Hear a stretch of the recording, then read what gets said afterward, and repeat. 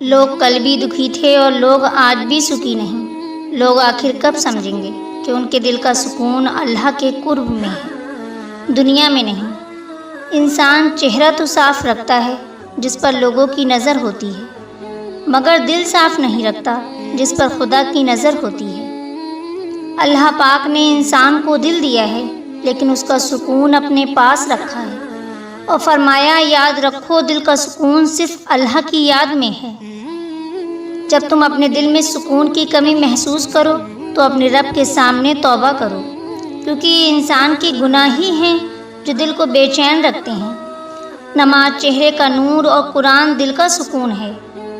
جب کوئی شخص دن میں 5 مرتبہ اپنے محبوب سے دل بھر کی ملاقات کرنا شروع کر دیتا ہے تو دنیا دیکھتی ہے کہ وہ دل سکون اور اطمینان کا چلتا پھرتا مفہوم بن جاتا ہے۔ تھوڑی دیر بس 15 منٹ کی تنہائی میں بیٹھ کر اللہ کو یاد کر لیا کیجیے، دیکھیے تو صحیح کیسی کیفیت پیدا ہوتی ہے۔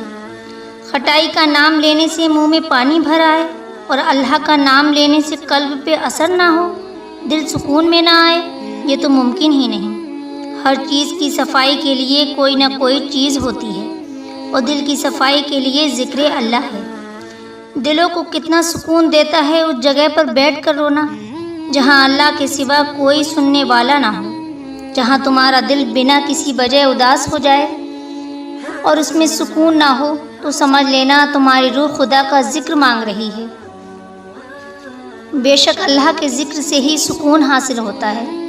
نبی پاک صلی اللہ تعالیٰ علیہ وسلم نے فرمایا، جب بھی کوئی جماعت اللہ تعالیٰ کا ذکر کرنے کے لیے بیٹھتی ہے تو فوراً رحمت کے فرشتے ان کو چاروں طرف سے گھیر لیتے ہیں اور اللہ کی رحمت ان کو ڈھانپ لیتی ہے۔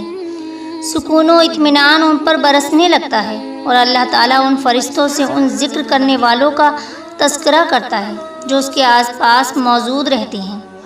دل کا سکون اللہ کے قرب میں ہے، اس کی یاد میں ہے، اس کے فضل سے ہے، اس کے بندوں پر رحم اور خدمت کرنے سے ہے۔